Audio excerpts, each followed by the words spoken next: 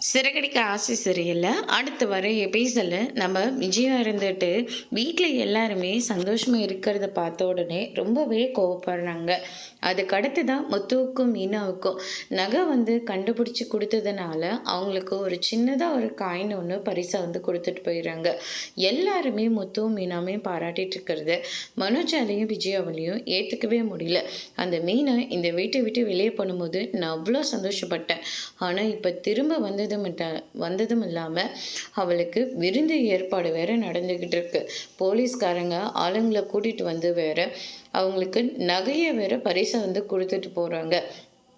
இதுக்கு எல்லாத்துக்கும் காரணம் அந்த ரோகிணி தான். அந்த ரோகிணியை நான் எப்படியெல்லாம் பார்த்துக்கிட்டேன். ஆனால் கடைசியில் அவள் என்னவே ஏமாத்திட்டாளே, என்னை மூட நம்பிக்கையில் தள்ளி விட்டுட்டாளே அப்படின்னு சொல்லிட்டு விஜயா ரொம்பவே கோவப்படுறாங்க.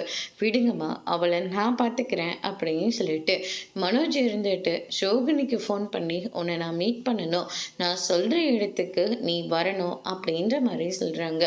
எந்த இடம் அப்படின்னு சொல்லிட்டு கேட்ட உடனே இருங்க நான் சொல்கிறேன் அப்படின்னு சொல்லிட்டு லொக்கேஷன் அனுப்பி விடுறாங்க.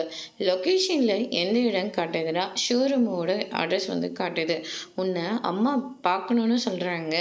அது மட்டும் இல்லை, நீ பண்ணது உன்னோட நிலைமை எல்லாத்தையும் அம்மா புரிஞ்சுக்கிட்டாங்க. அதனால் நீ என் கூட உடனடியாக வீட்டுக்கு வரணும் அப்படின்னு சொல்லிட்டு வீட்டுக்கு கூட்டிகிட்டு போகிறாங்க. ரோகிணி ஒரு பக்கம் சந்தேகமாகவே இருக்குது. அதோட பிரம முடிச்சிருக்காங்க.